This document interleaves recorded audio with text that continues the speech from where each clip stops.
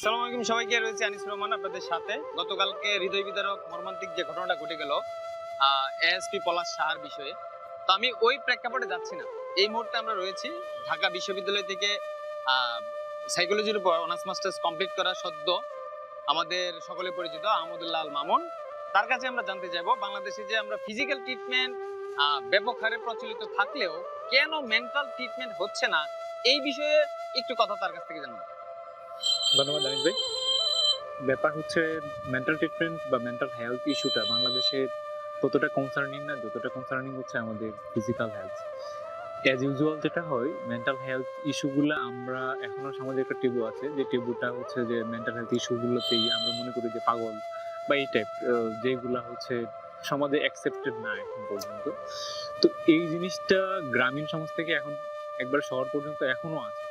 শহরে যদিও কিছুটা চেঞ্জেস আসছে, আর তার বাইরে আমাদের মেন্টাল হেলথ ইস্যুটা কেন কনসার্নিং না, এইটা যদি আনসার করতে চাই, টেবু যেমন আছে তেমনই হচ্ছে আমাদের, আমরা যারা সাইকোলজি নিয়ে পড়াশোনা করি বা সাইকোলজি থেকে পড়াশোনা করেছি বা বাংলাদেশ গভর্নমেন্ট, তারা ম্যাস ভাবে যে মেন্টাল হেলথ ইস্যুটা যে হচ্ছে আমাদের সবার জীবনে খুব গুরুত্বপূর্ণ এবং মেন্টাল হেলথের ট্রিটমেন্ট নেওয়া যে খুব বেশি গুরুত্বপূর্ণ, এই ব্যাপারটা আসলে আমরা সেভাবে প্রচার করি না।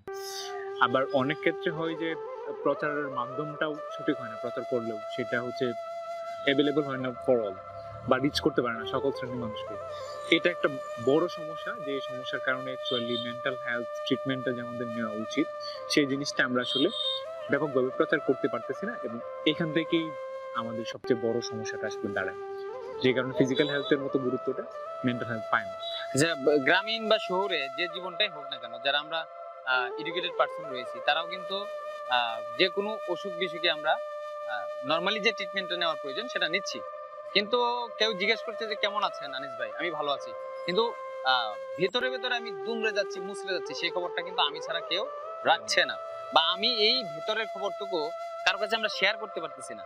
তো এই শেয়ারিং, কেয়ারিং এবং হচ্ছে মেন্টালের যে মেন্টাল ট্রিটমেন্টের যে বিস্তর বিষয়টুকু, এটা ওই প্রচার প্রসারের জন্য আটকে গেছে আপনার ভাষ্য মতে, নাকি? শুধু প্রচার প্রসারের জন্য আটকে গেছে ব্যাপারটা এমন না, নাকি আমরা ওইটাকে ওই ব্যাপারে গুরুত্ব দিচ্ছি না? আমরা গুরুত্ব কম দিচ্ছি। যে আমার হাড় ভেঙে গেছে, আমি প্লাস্টার করাচ্ছি, কিন্তু আমার মন ভাঙতেছে প্রতিনিয়ত, একটু একটু করে করে করে খাচ্ছে, কিন্তু আমি ওইটাকে যে আমার প্রপার ট্রিটমেন্ট প্রয়োজন, একজন সাইকোলজিস্টের পরামর্শ প্রয়োজন এবং খোলাখুলি কথা বলা প্রয়োজন, এই কেসগুলো যে আমরা ওইভাবে সাজাচ্ছি না বা স্টাডি করতেছি না, এই বিষয়ে আমাদের যথেষ্ট গাফিলতি, বা মানে আমরা নিজেরাই নিজেকে হচ্ছে আড়ালে রাখতে পারছি না। দুইটা ব্যাপার আছে, এক হচ্ছে আহ, সব জায়গায় হচ্ছে আপনার সাইকোলজিস্ট বা সাইকিয়াট্রিস্ট অ্যাভেলেবল না, এটা হচ্ছে এক ধরনের প্রবলেম। আর দ্বিতীয় প্রবলেম হচ্ছে ওই যে আমি এখনো কনসার্ন না অ্যাবাউট আমার মেন্টাল হেলথ ব্যাপারে, যদি আমি কনসার্ন না হই এবং এইটার যে ট্রিটমেন্ট লাগবে সেই বোধোদয়টা আমার হয় না, এই বোধোদয় না হওয়া এবং সাইকোলজিস্ট বা সাইকিয়াট্রিস্ট অ্যাভেলেবল না হওয়া,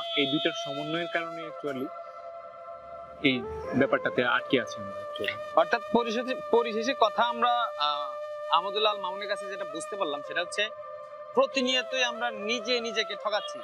আমরা নিজেরা আমাদের পরিবারকে ভালো রাখার জন্য সর্বোচ্চ ইফোর্টটুকু দিচ্ছি, কিন্তু আমি নিজে ভালো থাকতে চাই বা আমার মেন্টাল হেলথ, ফিজিক্যাল হেলথ ভালো রাখার সর্বোচ্চ প্রয়োজন, এই বোধোদয়টুকু আমাদের মধ্যে এখনো উদীয়মান হচ্ছে না। তো এই বিষয়টা অবহেলা না করে সর্বোচ্চ গুরুত্ব দিন এবং নিজে ভালো থাকুন, তাহলেই পরিবার ভালো থাকবে।